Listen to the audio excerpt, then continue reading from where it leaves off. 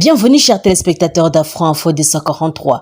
Au moins 3 militaires rwandais ont été tués cette semaine à l'est de la RDC. Parmi eux, il y a un colonel du nom de Jacques Miteba qui opérait dans les centres de Rutshuru. Renseigne Jean-Pierre Mbimba, vice-premier ministre chargé de la défense. Cela est consécutif aux affrontements opposant les FARDC et les M23 appuyés par l'armée rwandaise.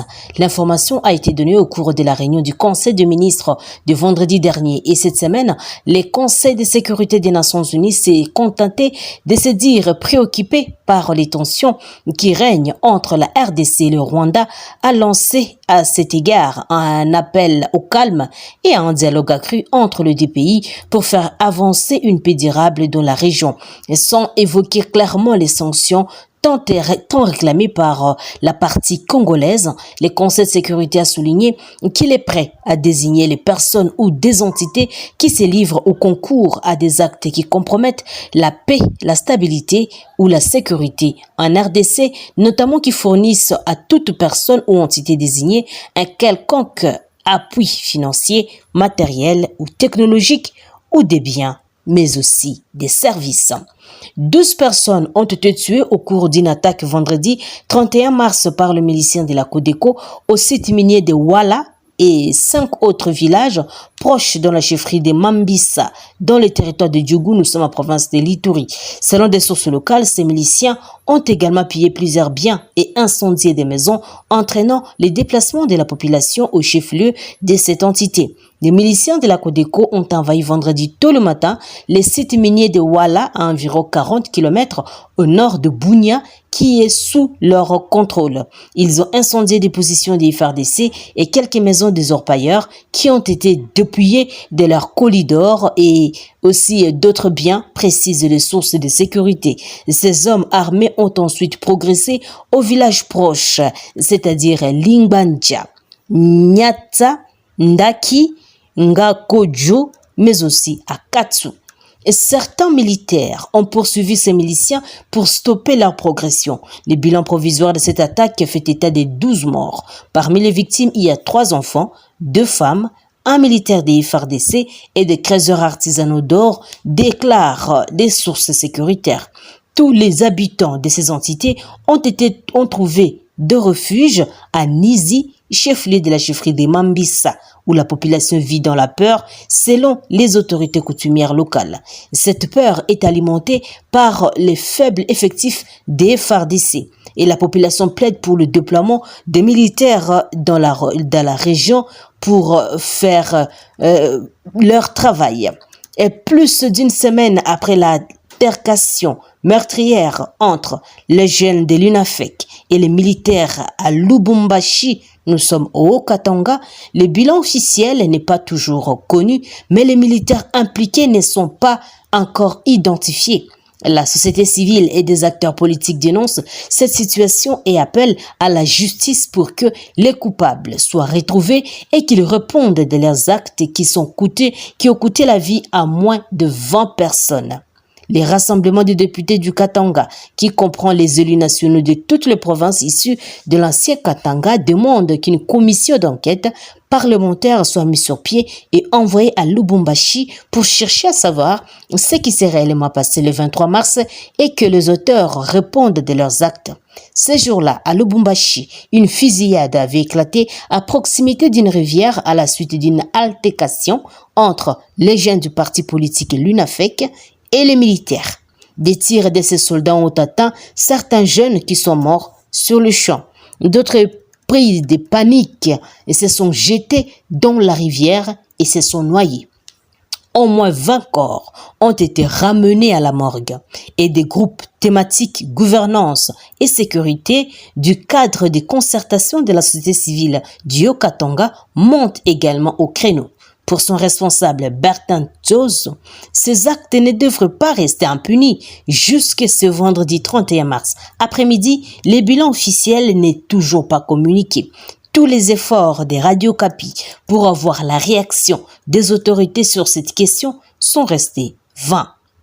Autre nouvelle, à Isiro, chef-lieu de la province du Haut-Touélé, cette fois-là, l'insécurité se porte bien.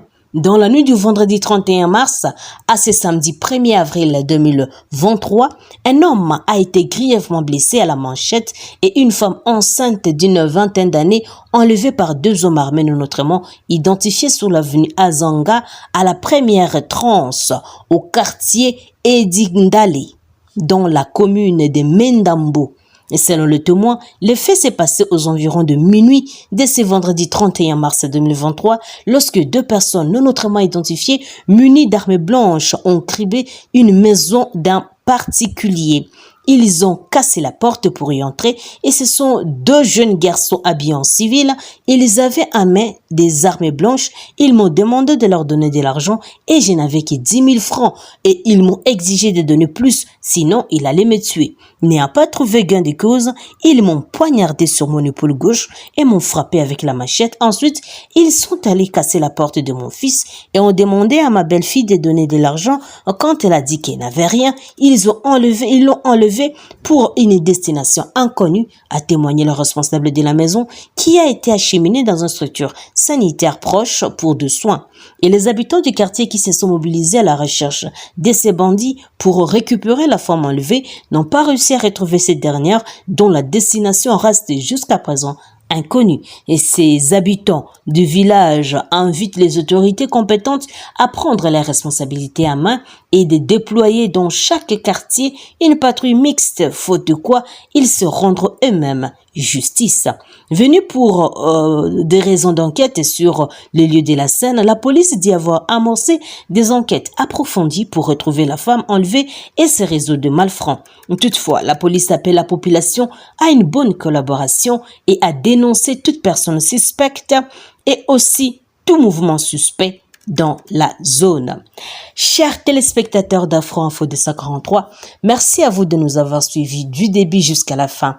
N'oubliez pas de vous abonner, de liker, partager, mais aussi commenter, cela nous fait chaud au cœur. Nous disons merci à Paulin Moutoumoko, depuis Brésil, à Nabarungu Georgette, à Sami Mbwembwe, Mario Mida, Bulchaedo Edoboulas, Onyx Okaya, Thomas Moka, Ali Didier, Mapendo Umoja, José Massivi, Guillaume Guipato, Flamand Lani. Depuis la Belgique, Raymond Panzo. Depuis Luanda, nous sommes en Angola, Xavier Francisco et Kiawewa David.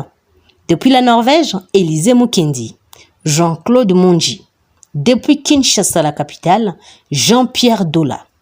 Samuel Mugeni, Dadi Mukoko, Ndongala Précieux, Bofula Pedro Jacques, Ernest Balouza, Mbouimbouy, Gahungu, Edeni Amani, Francis Lomba, Assani Londindi, André Boisbois, Ndonda, Tony Bayala, Ashley Safarito, Christian Kamali, Ernest Joseph Mouyaya, Jérémy Samba, JR, un grenier pour tous, Gilbert Lungele, Samuel Loubaki, Kassongo Makalo, Désiré Bagui, Mivumbi Dominique, Raza Ondongala, Rich Chris, depuis Dourba, en province de Bazouélé,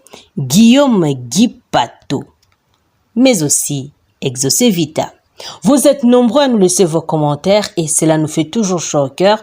Si je ne vous ai pas cité, nous vous portons dans nos cœurs. Je suis Santi Chisinga, depuis la province de l'Ituri, pour Afro Info 243. Au revoir.